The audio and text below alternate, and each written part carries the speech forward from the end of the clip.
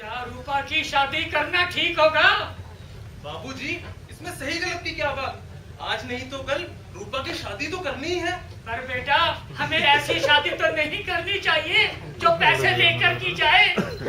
अगर मैं अंधा नहीं होता ना तो मैं ये शादी बिल्कुल नहीं होने देता, बिल्कुल नहीं। तो बाबूजी अंधे ना होते तब ना, लेकिन अब तो अंधे हो। बेटा, और अगर बेटी पैदा कर रही थी तो मेरे सर इसका बोझ क्यों छोड़ दिया? बेटा जरा सोचो, सोचो बेटा, तुम रूपा के भाई हो। कहाँ रूपा 16 साल की, कहाँ वो बुढ़ा 50 साल का, ऊपर से 3 बेटियों का बाप को पहले सही है। तो बाबूजी कहाँ से लाऊं 20 साल का लड़का? और अगर लड़का मिल भी गया तो दहेज कहाँ से लाऊंगा? तो बेटा, तो हम कुछ दिन रुक जाते हैं बेटा। जब पैसे हो जाएंगे तब शादी कर देंगे। अभी हमारी रूपा कितने साल की है? नहीं बाबूजी, मैं अब और नहीं रुक सकता। अगर मैं कुछ दिन और रुका तो मैं तो कुंवारा ही रह जाऊंगा। आपको मालूम नहीं है, कल स्वीटी के पापा मिले थे और कह रहे थे कि बेटा, जब तक तुम अपनी बहन की शादी नहीं करते तब तक मैं स्वीटी का हाथ तुम्हारे हाथ में नहीं दे सकता। बताओ मैं क्या करूं? भैया, आप ये क्या कह रहे हैं? मैंने सब सुन लिया। मैं अभी शादी नहीं करना चाहती। क्या कहा? तू शादी नहीं करेगी? हाँ भैया, मैं तो अभी पढ़ना चाहती हूँ, पढ़ लिख कर कुछ बनना चाहती हूँ। तो पढ़ाई का पैसा तेरा बाप देगा? तो अंधा है और ये बोझ उसने मेरे पे छोड़ दिया। अरे बेटा, बेटा मैं मेहनत मजदूरी कर लूंगा बेटा, किसी से उधार ले लूंगा। मैं भगवान से प्रार्थना करूंगा हमारे सारे कष्ट दूर कर दे बेटा, सारे कष्ट दूर कर दे। बाबूजी, मैं नहीं चाहता कि आपका कमाया हुआ पैसा बेकार में इसकी पढ़ाई में खर्च हो। और फिर मेरी भी तो शादी करनी है, रूपा के स्वीटी के गहने भी बनवाने हैं। और बाबूजी, वो पैसा आप ही को देना है। वो तो भला उस कलुए का जो पूरे 60,000 दिला रहा है। 10,000 उसे घूस देने के बाद 50,000 बचेंगे, जिससे बाबूजी मेरी शादी के खर्चे हो जाएंगे। लेकिन भैया, मैं शादी नहीं करना चाहती। क्यों नहीं करेगी? हाँ हाँ, नहीं करूंगी। चाहे आप रूपा, कुछ भी मान कर लो। जाओ, मान जाओ, मैं तेरी टांगें भैया, तोड़ दूंगा। भैया, छोड़ दो भैया, भैया प्लीज। और छोड़ शादी बेटा, करेगी नहीं छोड़ दे करेगी? बेटा, छोड़ दे, छोड़ दे बेटा। अरे हट जाओ बाबूजी, छोड़ दे बेटा। कैसे शादी नहीं करेगी? और तू करेगी शादी? भैया छोड़ दो भैया। छोड़ दे बेटा, छोड़ दे बेटा, छोड़ दे। तू जैसा कहेगा बेटा, ये वैसे ही करेगी बेटा। छोड़ देता हूँ बाबूजी, लेकिन मेरी बात कान खोल के सुन लो। और रूपा तू भी, वो लोग बस आने ही वाले होंगे। अगर बाबूजी उनके सामने कोई ड्रामा हुआ ना तो मुझसे बुरा कोई नहीं होगा। नहीं ठीक है बेटा, तू जैसा कहेगा बेटा वैसे ही बैठो होगा। यहाँ, वो आने वाले हैं। अब तू यहाँ क्या मेरा मुंह देगी? चल जा, तैयार हो अंदर। तू जैसा कहेगा बेटा वो आने वैसे ही वाले होगा हैं। बेटा।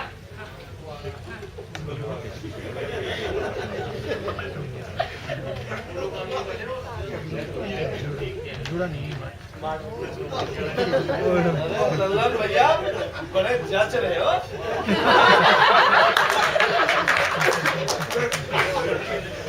अरे गिरीश भैया आ गया। अरे कल्लू भैया, आइए आइए, नमस्ते। नमस्कार। बाबूजी प्रणाम। प्रणाम प्रणाम। गिरीश भैया, ये है लल्लन भैया। अरे जीजा जी प्रणाम।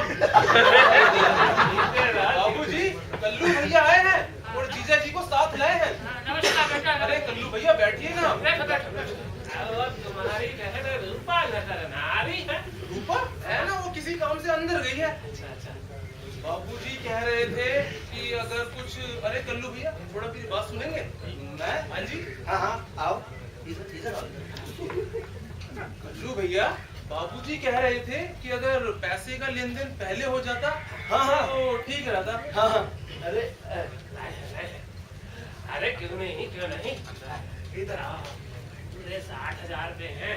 60,000? ठीक है जी जी। जरा रूपा मिल मैं जाए। रूपा को लेकर के आता हूँ। अरे रूपा, रूपा। हमारी रूपा आ गई। जीजा जी, जीजा जी ये लो संभालो अपनी अमानत। आओ रूपा, आओ। जीजा जी आपसे एक विनती है। इधर खड़ी हो जाओ। हमने अपनी बहन को बड़े लाड प्यार से पाला है, इसको कोई कमी नहीं होनी चाहिए। अरे कैसी बात करते हो गिरीश भैया? लल्लन भैया की यहाँ कोई कमी थोड़ी है। ठीक है। लल्लन भैया, आप भाभी को लेकर चलो। आज रात में गिरीश भैया के यहाँ ही रुकूंगा। हाँ तो 2-4 दिन बाद ही आना। ठीक है, हम लेके चलते हैं। आओ रूपा, आओ।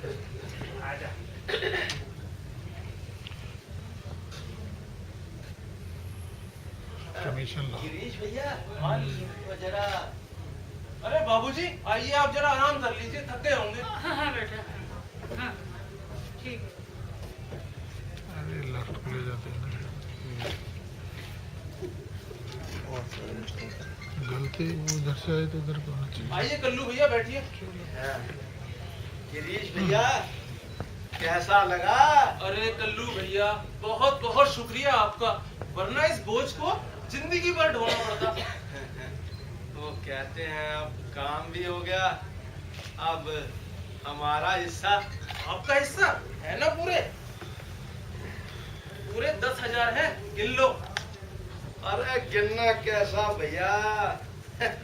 और वो क्या? अरे वो अच्छा वो, उसका इंतजाम तो पहले से ही कर रखा है। हाँ, लाओ भैया। अभी लाता हूँ। वो पहले ये लो कल्लू भैया।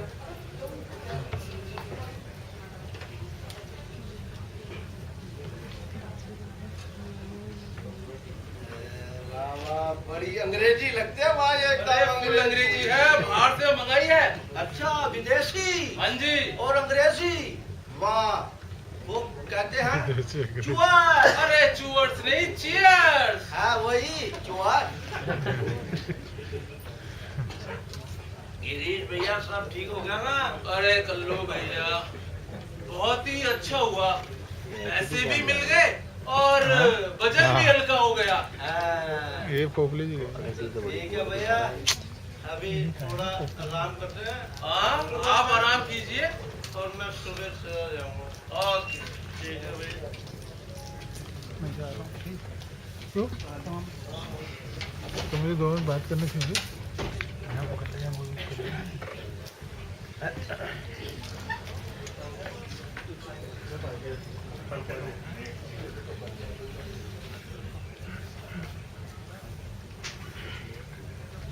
लल्लन भैया, अरे भाभी आप कहाँ हैं? लल्लन भैया नहीं है वो। और आप कैसी हैं? आप तो ठीक। दबा दे यहाँ से। भाभी मैंने तो कुछ किया भी नहीं और आप मुझे ही डांट रही हैं। अरे कलमुहे, पहले तो मेरी जिंदगी तबाह कर दी और अब कहता है मैंने कुछ नहीं किया। अरे तूने ही भड़काया था मेरे उस निर्लज्ज भाई को इस बुड्ढे से बेचने के लिए। हाँ, मैं तो अभी पढ़ना चाहती थी, पढ़ लिखकर कुछ बनना चाहती थी। अरे भगवान, मैं तो अब कहीं की नहीं रही। अरे जान दे दूंगी मैं, जान फांसी लगा लूंगी अपने आप को। अरे भाभी सुनो सुनो सुनो, आप क्यों जान देती हैं? जान दे आपके दुश्मन। आप एक काम करो, आप अपनी बुआ के घर चले जाओ, बिना बताए ही भाग जाओ। लेकिन मेरी बुआ तो पहले से ही बहुत गरीब है, वो भला मुझे क्या पढ़ा पाएंगी? और फिर मैंने तो उनके घर का रास्ता भी नहीं देखा, कैसे जाऊंगी मैं वहाँ? अरे वो भाभी ऐसा है कि आप लल्लन भैया से किसी बहाने से 50,000 रुपए मांगो और 10,000 रुपए उसमें से मुझे दे देना, बाकी के आप ले लेना। लेकिन तुम मेरे लिए इतना सब क्यों कर रहे हो? वो कहते हैं ना, जो मैंने पाप किया है उसका प्रायश्चित तो करना ही पड़ेगा। तो आप लल्लन भैया से पैसे मांग के 10,000 मुझे दे देना मेरे प्रायश्चित के लिए, बाकी आप ले लेना, फिर मैं आपको बुआ के घर छोड़ाऊंगा।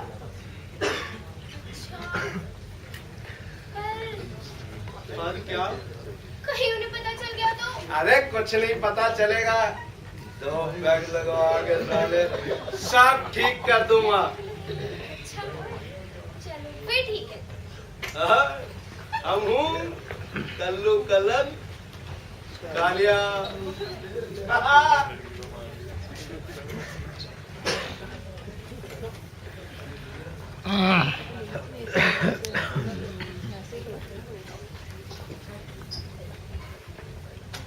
क्या कर रही हो रूपा? अरे आप आ गए? आओ बैठो। वो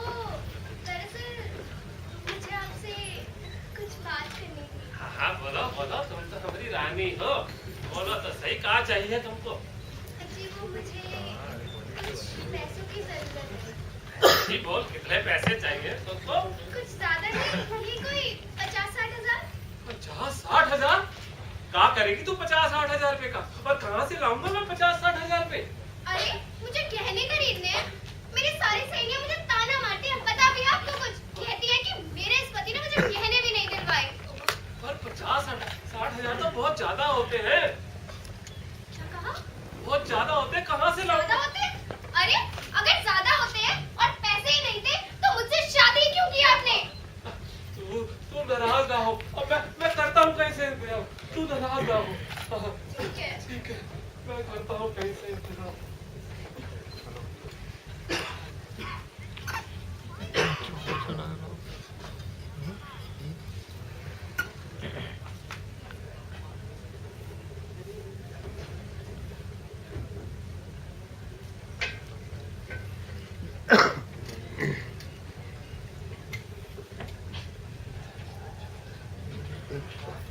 रूपा, अरे आप आ गए? हाँ आ गया।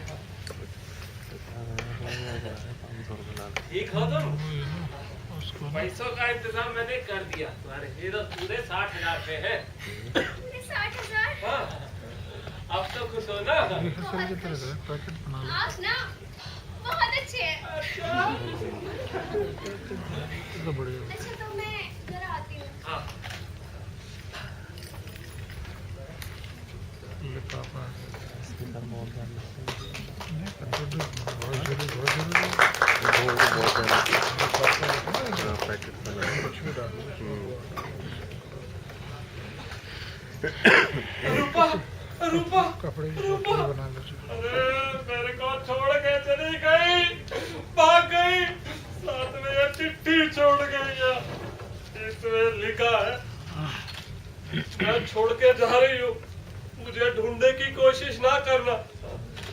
जो आपसे मैंने पैसे लिए हैं, तो उससे मैं अपने सपने पूरे करूंगी, पढ़ूंगी, लिखूंगी, बड़ा इंसान बनूंगी। और ये सब कलुआ की वजह से हुआ। तुम मुझसे बचकर रहना। 10,000 पे मैंने कलुआ को भी दिए। और कलुआ मिल जाए तो हड्डी पसली तोड़ दूंगा। लल्लन भैया, अरे अरे क्या करो? अरे नहीं छोड़ूंगा, नहीं छोड़ूंगा। छोड़, उसे क्या हुआ? बात बता मेरे। इसी का सब क्या है डरा, इसने मुझे बर्बाद कर दिया। नहीं छोड़, उसे मर जाएगा वो। अब बता क्या बात हो गई? अरे इसने उस रूपा को भड़काया, उसको पैसे दिलवाए और खुद भी पैसे लिए।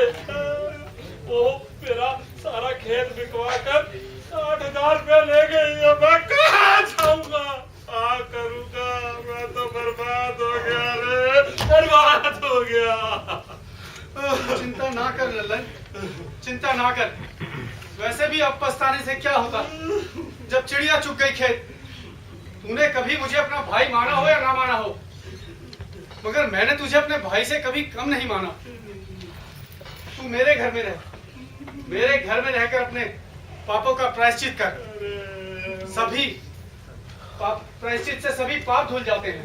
अरे मन्नू भैया, मैं भूल गया था कौन अपना है, कौन पराया, कौन पराया। पहले ही समझाया था मैंने तुझे। अरे लट पड़ा, लट के इसकी कमर पे कोटी डाल दे। जो गल्दन काली है, देते लोग इसको गाली है।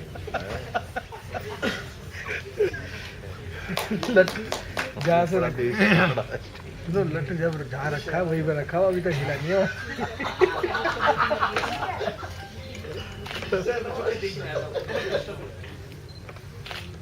क्या बनाए? ना नमक है ना मिर्च।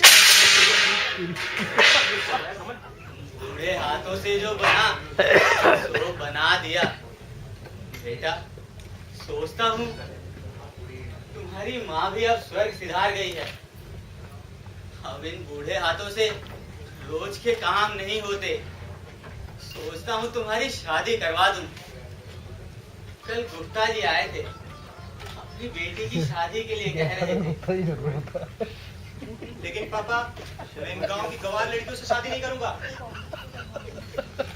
बेटा मॉडर्न भी नहीं लग रहा है। ऐसे कौन आएगा यहाँ अपनी बेटी की शादी करवाने के लिए? पापा आप तो जानते ही हैं कि मैं अपने उस शहर वाली दोस्त से प्यार करता हूँ जो मेरे कॉलेज में मेरे साथ पढ़ती थी। मैं उससे शादी भी करना चाहता हूँ। तो कर लो, पर उसके माँ बाप तैयार हैं? पापा वो चाहते हैं कि पहले हम शहर में एक घर बनाएं, फिर वो मेरा रिश्ता उसके साथ कबूल करेंगे। पहले तुम कमा लो और शहर में कोई घर बना लो, फिर शादी कर लेना। आज बड़ी रिस्क लेकिन पापा इसमें तो कम से कम 10 साल लग जाएंगे, तब तक उसकी शादी भी हो जाएगी। और कोई तो चारा भी नहीं है मेरे पास। मेरे पास तो इतने पैसे भी नहीं कि शहर में कोई घर खरीद सकूं। पापा क्यों ना हम अपनी गांव की जमीन को बेचकर शहर में घर ले लें? खबरदार, जो तुमने दोबारा ऐसा अपनी जुबान से बात निकाली। अरे ये सालों की मेहनत है। और बेटा बेटा ये सिर्फ जमीन नहीं, हमारे पुरखों का आशीर्वाद है। नहीं, ये कभी नहीं बिकेगी। तो आप भी एक बात सुन लो, अगर मेरी शादी मोना से ना हुई तो आप मेरा मरा मुंह देखोगे। अरे बेटा सुनो तो। सोना,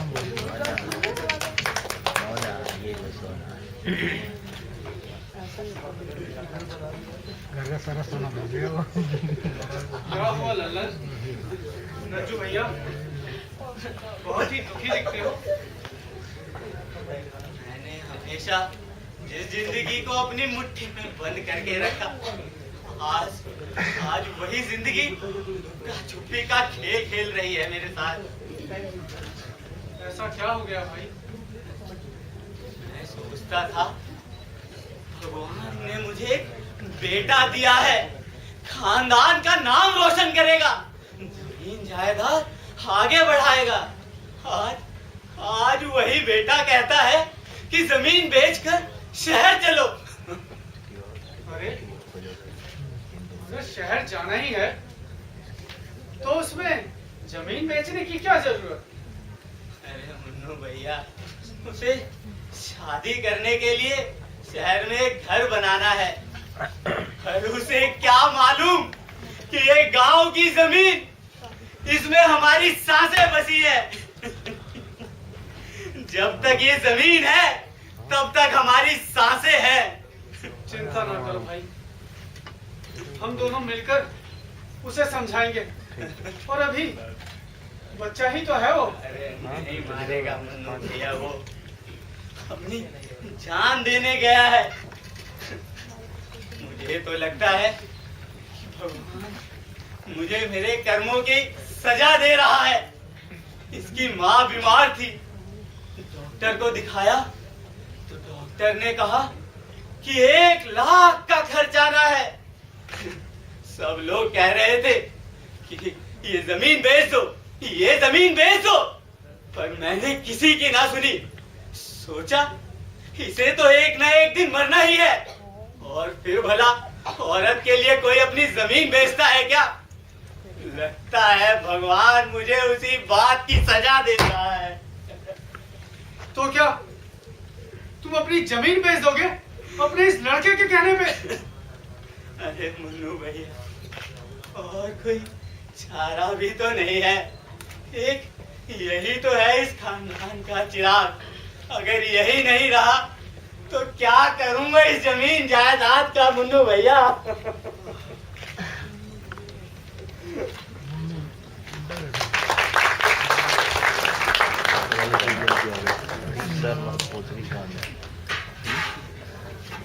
ये पहले गाने में जो था अपने ठीक है। अरे हाँ, जानता हूँ, ये भी लाल इंस्ट्रूमेंट्स हैं काफ़ी इसके ना, डायलॉग डिलीवरी में काफ़ी अच्छी है। दोनों को बड़ा अच्छा कॉम्बिनेशन था इसका ना।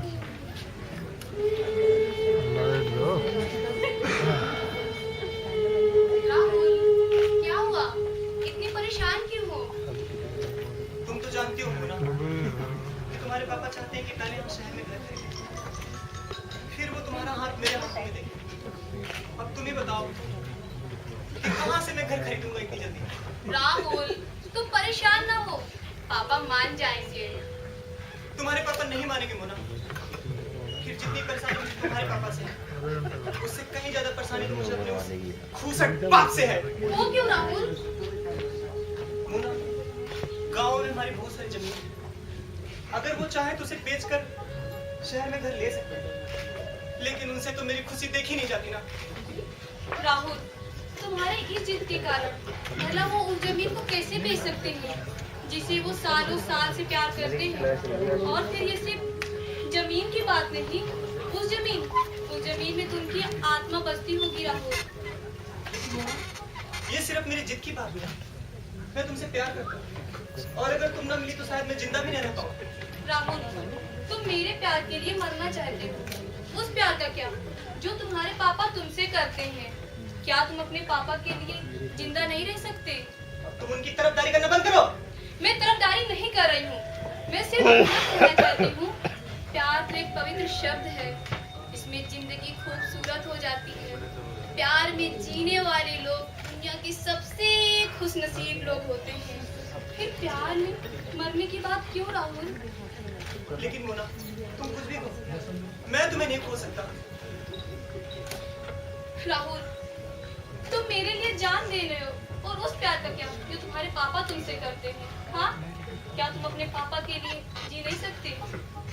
कुछ भी हो मोना, मैं तुम्हें नहीं खो सकता। उसके लिए चाहे मुझे अपने उस खूसट बाप की जान ही क्यों न लेनी पड़ जाए। दफा हो जाओ यहाँ से। दोबारा अपनी मुझे शकल मत दिखाना। जब तुम्हें मार भी लिया तुमने, तो मेरे क्या होगे?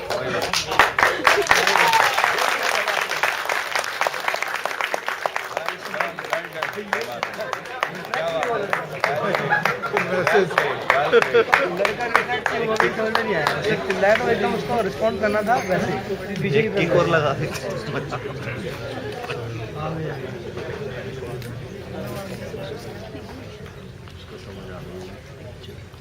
देखो अरे अरे गुड्डे को तो चोट लग गई। रोल बेटा।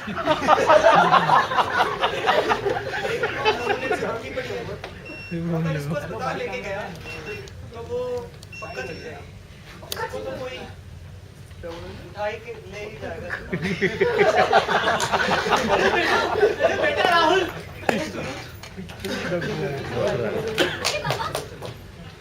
चोट लगी है, क्या हुआ बाबा? ये लड़के कहाँ जा रहा था? अवस्था हो गई है ना। नहीं है उसकी बचपन में तालाब में डूब के। दिखाई नहीं वो दूसरे दिया, के थे, इसलिए गिर गया। ऐसी तो थी, उठो, यही पास में मेरा घर है। वही तो दिए घर अपने के साथ मेरे घर चलिए। अरे नहीं बेटा, तुम क्यों परेशान होती? लड़की मरने मैं जाती चला तालाब में। जाऊंगा। अभी देखते हैं कौन है। मैं डॉक्टर हूँ। ऐसी अनमोल है। मेरा फर्ज है, मैं आपको इस तरह नहीं छोड़ सकती। उठिए बाबा। चलो ठीक है, जैसे तुम्हारी मर्जी।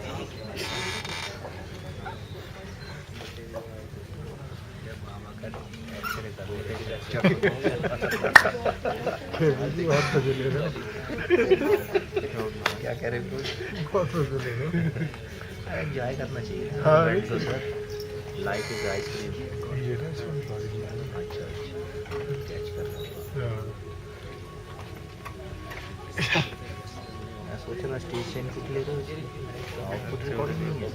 मैं सोच रहा स्टेज पे आपने माइक लगा। अरे मैं सोच रहा इस पे ना इनपुट रिकॉर्डिंग ले रहे हो। अरे ये सीट रज्जू भाई साहब आप? ललिता, तुम? अरे माँ, आप इन्हें जानती है? हाँ बिटिया, सड़क पर गिर गए थे, बहुत चोट लगी थी, तो मैं घर ले आई। ये तुम्हारी पिताजी के गांव की है, हमारे पड़ोसी थे बेटे। पिताजी के गांव की? अरे वाह, पापा कुछ बताइए ना हमारे पिताजी के बारे में। तो बस पट्टी से बांध लेते हैं। इतना बता दिए कि उनका एक्सीडेंट हो गया था, जिसमें उनकी मौत हो गई। चुप कर लाडो, ऐसे नहीं कहते बेटा। पूछने दो ललिता, आज के नए बच्चों को भी तो हमारे बापों के बारे में पता होना चाहिए। बेटी, तुम्हारे पिता और मैं एक दूसरे के पड़ोसी थे और दुश्मन भी। उसे सारी जिंदगी इस बात का गम था कि भगवान ने उसे एक बेटा नहीं दिया, और मुझे इस बात पर गुमान था कि भगवान ने मुझे एक बेटा दिया है।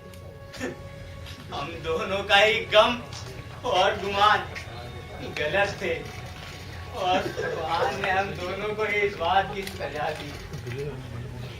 रज्जू भाई साहब, मैं आपसे उनके गुनाहों की माफी मांगती हूँ। अरे कैसा गुनाह ललिता? क्या ये गुनाह नहीं कि मैं उसे हमेशा वंशहीन कहकर उसके जले पर नमक छिड़कता रहता था? लेकिन रज्जू भाई साहब, अरे जानता हूँ ललिता, मैं जानता हूँ कि वो मेरी बेटी के मरने पर इसलिए रो रहा था कि मेरा बेटा क्यों नहीं मरा, बेटी क्यों मरी। पर उसके इस गुनाह का अकेला वो जिम्मेदार नहीं। अरे गुनहगार तो हम सब हैं, जो बेटा सिर्फ इसलिए चाहते हैं कि वो हमें कमा कर देगा, उसकी शादी में दहेज मिलेगा। अगर हम बेटों की शादी में दहेज ना ले तो बेटियों में देना ही क्यों पड़े? हाँ रज्जू भैया, आप ठीक कह रहे हैं। तो गुनहगार तो हम सब हैं ललिता, और इसकी सजा भी हमारे सामने ही है। कहीं 1000 बेटों पर 700 बेटी, तो कहीं 800। अरे मैं पूछता हूँ, अगर बेटियां ही नहीं होंगी तो क्या करेंगे हम इन बेटों का?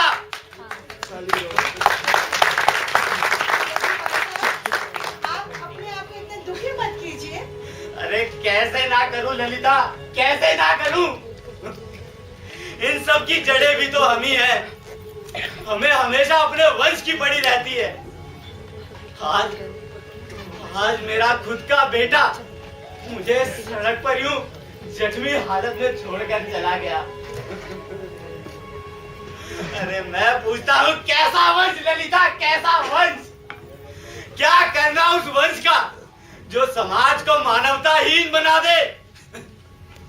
मैं आप लोगों से पूछता हूँ, क्या कल्पना चावला के नाम भरते उसके परिवार का नाम दुनिया में नहीं फैला? क्या किरण बेदी, बिजेंद्री पाल, इंदिरा गांधी, इन्होंने अपने वंश का नाम आगे लेकर नहीं गई?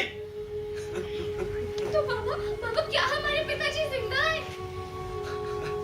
हाँ बेटी, वो जिंदा है, और मेरी तरह ही अपने गुनाहों की सजा भुगत रहा है। क्या हुआ उन्हें? कहाँ है वो? कैसे? क्या हुआ? बेटे की चाहत में उसने दूसरी शादी की, आधी जमीन बेच दी, पर बेटा तो नसीब ना हुआ। बची हुई जमीन भी चली गई उस नई लुगाई के नखरे पूरा करने में।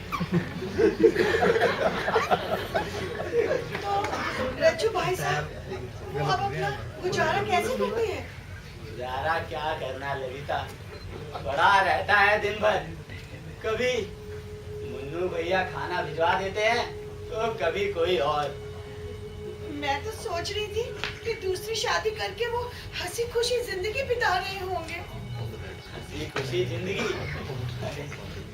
खास कर बुरा हाल हो गया है उसका। अभी मुन्नू भैया ने उसे डॉक्टर को दिखाया था। डॉक्टर ने बताया कि उसे कैंसर है। अब इलाज के लिए पैसे ना तो मुन्नू के पास है और ना ही उसके पास, बस आखिरी सांसें ले रहा है। कैंसर तो जानलेवा होता है, उन्हें तो इलाज की सख्त जरूरत है। अगर उनका इलाज नहीं हुआ तो उनकी जान भी जा सकती। ऐसे मत बोल बेटे, अपने पिताजी के बारे में ऐसा मत बोल।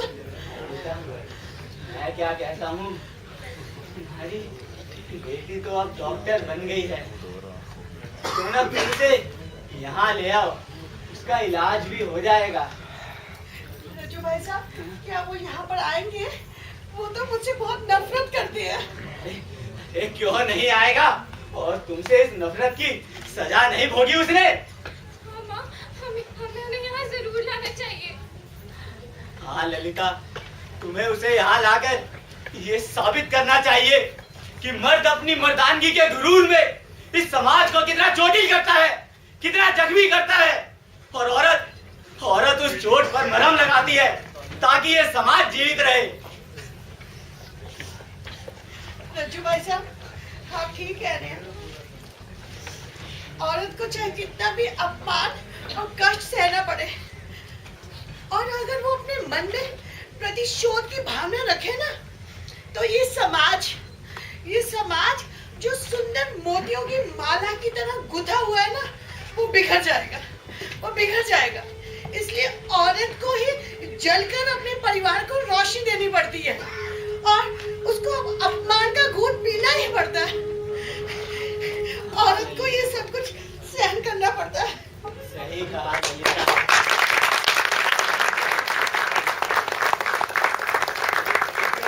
समाज के लिए स्तंभ है। हाँ रज्जू भाई साहब, हम उनको जरूर लेकर आएंगे और उनको बताएंगे हमारी बेटियां आज डॉक्टर हो गई, बड़े-बड़े ओहदों पे चली गई है। हम जरूर लाएंगे उनको। तुम्हारे पापा को हम जरूर लाएंगे। तुम्हारे पापा को जरूर लाएंगे।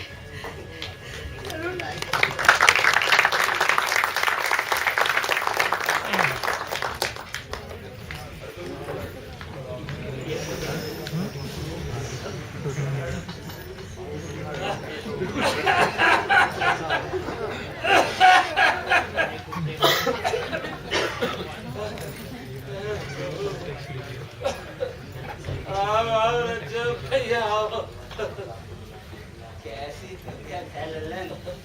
तबीयत का क्या है, जिंदगी की आखिरी सांसें गिन रहा हूँ। कैसी बात कर रहे हो ललन? अरे बात का क्या है, अगर जिंदगी की आखिरी सांसों का एहसास पहले हो जाता तो यूं चलना न पड़ता। आज तुझ पे कितना प्यार आ रहा है जो उस इंसान पर जिससे मैं जिंदगी भर ईर्ष्या करता रहा, नफरत करता रहा और जलता रहा। ईर्ष्या और जलन के लिए अकेले तुम ही जिम्मेदार नहीं हो। अरे मैं भी तो जिम्मेदार हूँ। आज पता चला कि दुनिया से क्या लेकर जाना है, क्या बेटा क्या बेटी।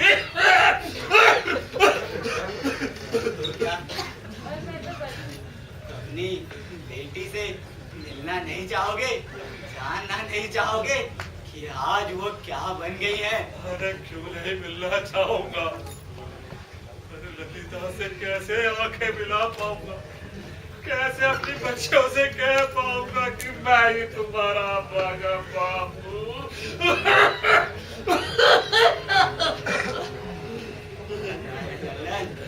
तुम्हारी बड़ी बेटी डॉक्टर बन गई है। डॉक्टर बन गई है। तुम उससे मिले थे, तुम्हें कैसे मालूम? मैं उससे कल ही मिला था, और आज ललिता और तुम्हारी बेटियां तुमसे मिलने के लिए आ रही हैं। सच कह रहा? अरे तुम्हारी बेटी आ गई।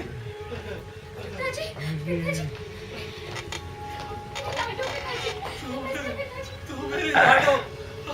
अरे ललिता कहोगी नहीं, डांटोगी भी नहीं। मैं ही तुम्हारा गुनहगार हूँ ललिता, मैं ही तुम्हारा गुनहगार हूँ।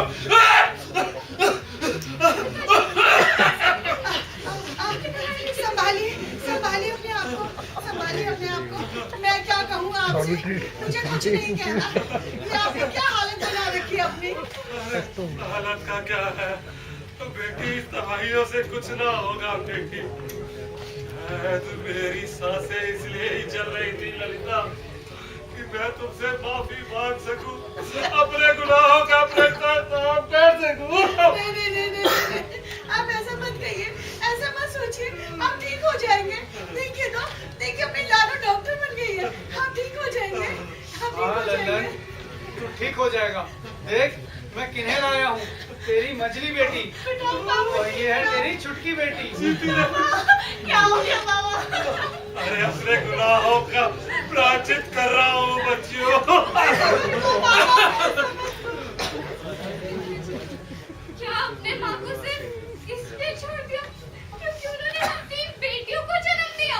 हाँ बेटा, वन चलाने के चक्कर में अब मुझसे ये गुनाह हो गया।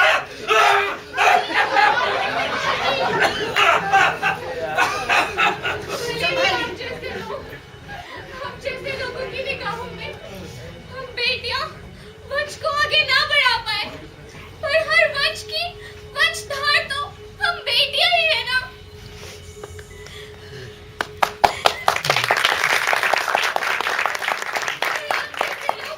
ये सोचने लगे कि बेटियां सिर्फ शादी करके दूसरे के घर जाने के लिए नहीं, बल्कि वो भी समाज के साथ कदम मिलाकर चल सकती है, तो हम बेटियां आपके लिए बोझ ना हो बाबा, बेटियां आपके लिए बोझ ना हो। बेटी, मुझे अब एहसास हुआ है मुझसे ये क्या गुनाह हो गया, क्या गुनाह हो गया। मुझे माफ कर दो मेरी बच्चियों, मुझे माफ कर दो। नहीं बाबा, आप माफी क्यों मांग रहे हैं? सिर्फ एक आपसे तो ये समाज नहीं बनता ना। आप तो इस समाज के एक छोटे से पात्र हैं। आप तो वही सोचेंगे जो भूमिका ये समाज तय करेगा। अरे वो आईएएस ऑफिसर जो दहेज पाप है पर निबंध लिखकर आईएएस ऑफिसर बनते हैं, वही अपनी शादी में करोड़ों का दहेज लेते हैं। बेटियां थी, आज वो ही दूसरों के गर्भ में बेटियों को मारेगी, तो आप जैसे लोगों का जन्म तो होगा ही। जिस समाज में बाप अपनी बेटी की शादी में कहता है कि दहेज लेना पाप है, और बेटे की शादी में दहेज लेते हैं और कहते हैं कि ये तो हमारा सोशल स्टेटस है, समाज को क्या दिखाएंगे, क्या मिला है। ऐसे समाज में हम जैसे एक दो क्या हजारों लाखों लोग होंगे जिनके लिए बेटियां बोझ होंगी। बेटी मुझे माफ कर दे, मुझे माफ कर दे। बाबा, दीदी ठीक कह रही है। आज की नारी पुरुषों के साथ कंधे से कंधा मिला के चल रही है। कई क्षेत्रों में तो वो पुरुषों से आगे भी निकल गई है। आपको ये जान के आश्चर्य होगा, आज की नारी हवाई जहाज तक उड़ा रही है। मैं भी इंडियन एयरफोर्स में पायलट बन गई हूँ। अब मैं अपने बाबा और अपने वतन का नाम जरूर रोशन करूंगी।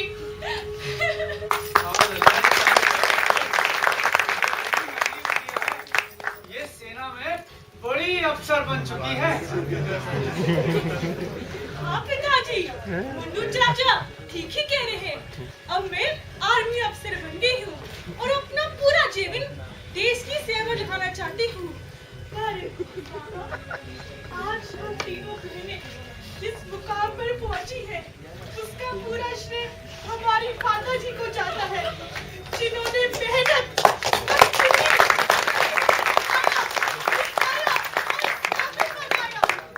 आज हम अपने पैरों पे खड़ी हो सकी।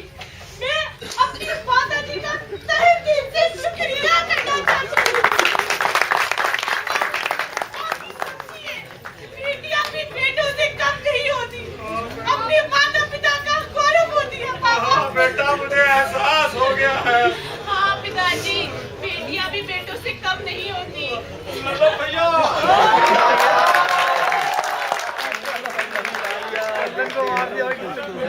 मुझसे गलती हो गई, कल्लन में कूद डाला। मैं ही हूँ आपका घर उजाड़ने वाला। मुझे आज एहसास हुआ कि बेटियां माँ बाप पर बोझ नहीं होती, बल्कि बेटियां ही बेटों से ज्यादा पढ़कर अव्वल आती हैं, और बेटियां ही माँ बाप का ज्यादा ख्याल रखती हैं।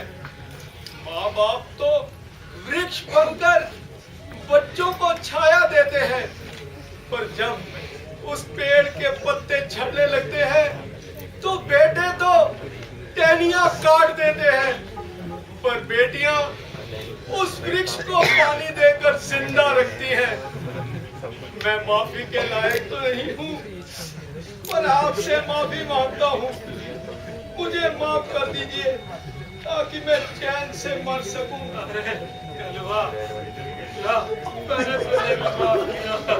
मुझे माफ कर दो पिताजी, मुझे माफ कर दो।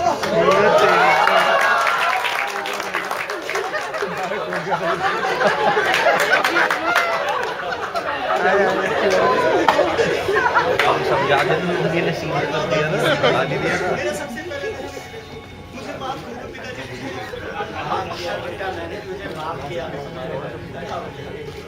अरे बेटा, तेरे माफी मांगने से ये सब कुछ सही नहीं होगा। पहले हम सबको अपने अंदर का इंसान सही बनाना है, तब जाकर के ये देश कहीं जाकर के सही होगा। हम सबको मिलकर के ये सोचना चाहिए, क्या हम सही कर रहे हैं? नहीं, हम नहीं सही कर रहे हैं। बेटा और बेटी में कोई फर्क नहीं। हमें जरूरत है तो सिर्फ और सिर्फ अपनी मानसिकता बदलने की। सही कहा आपने, जरूरत है तो सिर्फ मानसिकता बदलने की। जब तक समाज में ये मानसिकता रहेगी कि नारी समाज के लिए उपयोगी नहीं, तब तक ये समाज अपाहिज रहेगा। और ऐसे अपाहिज और अस्वस्थ मानसिकता वाले समाज से मैं कहती हूँ, हाँ मैं एक नारी हूँ। वो नारी जो समाज की सूत्रधार होती है, वो नारी जो प्रतिशोध की नहीं ममता की देवी है। हाँ मैं एक नारी हूँ, ऐसी नारी जो दुख का कारण नहीं दुआओं का प्रतीक है, ऐसी जो माया की नहीं ममता की निशानी है। हाँ मैं एक नारी हूँ और मैं भी अपने सम्मान, अपने हक की अधिकारी हूँ। हाँ मैं एक नारी हूँ, हाँ मैं एक नारी हूँ।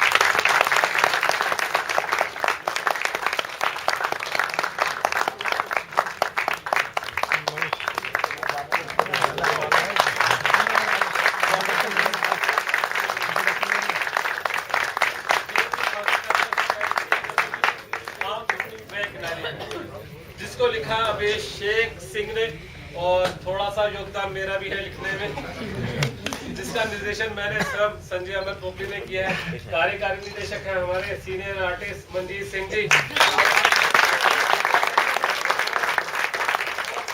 मेहनत हमारी टीम ने की है, एक बार जोरदार ताली मारिए।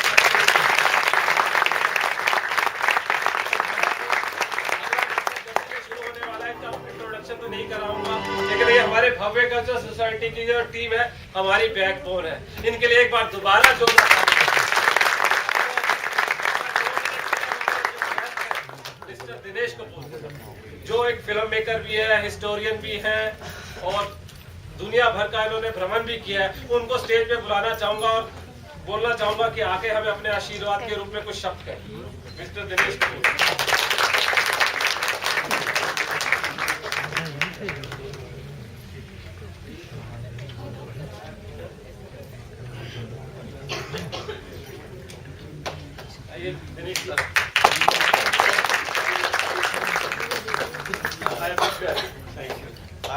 Frankly I had no idea कि मुझे यहाँ आके कुछ बोलना है। मैंने एक फिल्म बनाई थी जिसका नाम था प्यार के रंग। उस फिल्म का थीम भी यही था, ऑन जेंडर इक्वालिटी। हमने बड़ी सेंसिटिव सी फिल्म बनाई थी और we wanted to go delve deep into the problem, जैसे आपने बताया कि जड़ क्या है। I'll be very brief। उसकी जड़ एक सोच है, कहाँ से शुरू होती है। Friend I'm cutting your long story short। ये शुरू होती है घर से। आप बुरा मत मानिएगा लेडीज, लेकिन जब एक लड़का पैदा होता है और खुशियाँ मनाई जाती हैं, लड़की पैदा होने पर खुशियाँ नहीं मनाई जाती हैं, और 25 साल तक लड़के को ये बताया जाता है कि वो अपनी बहन से सुपीरियर है।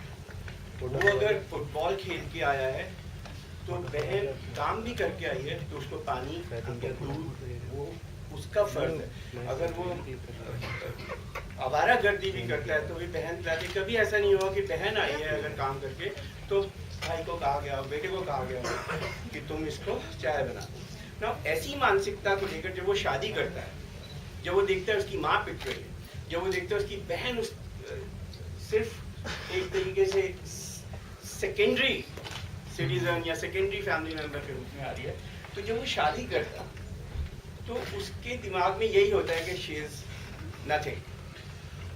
जब वो शी इज नथिंग तो फिर क्या ये जो उसने लर्न किया है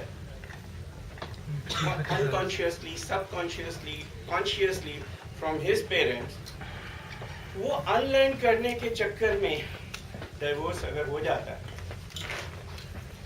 इससे पहले कि वो मैनर सीख जाए अपनी पत्नी को ट्रीट करने का, तो डिवोर्स हो जाता है। लेकिन फॉर्चुनेटली अगर वो सीख जाता है पहले, अगर वो ये समझ जाता है इसके बिना तो गुजारा ही नहीं है, she is the home maker. ये it's a very long subject.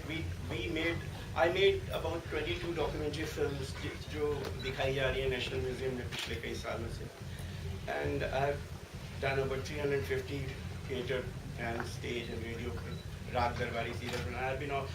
I've seen theatre all over the world, but मेरा अपना सिर्फ ये मानना है कि अगर हमने बदलना है इस सोच को तो ये शुरुआत होनी चाहिए घर से, माँ से शुरुआत होनी चाहिए, और फिर स्कूल से, और फिर समाज से।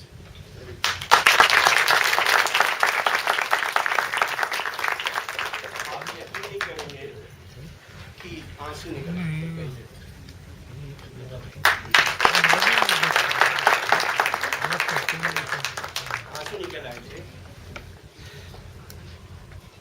दो बेटे। This is our best reward.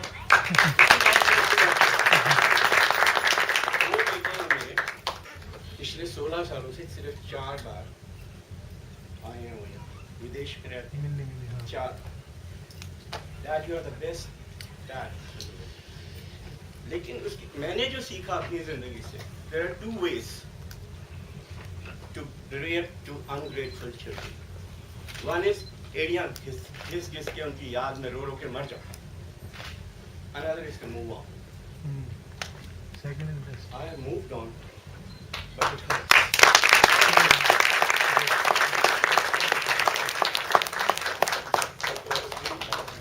Thank you so much. It's super nice.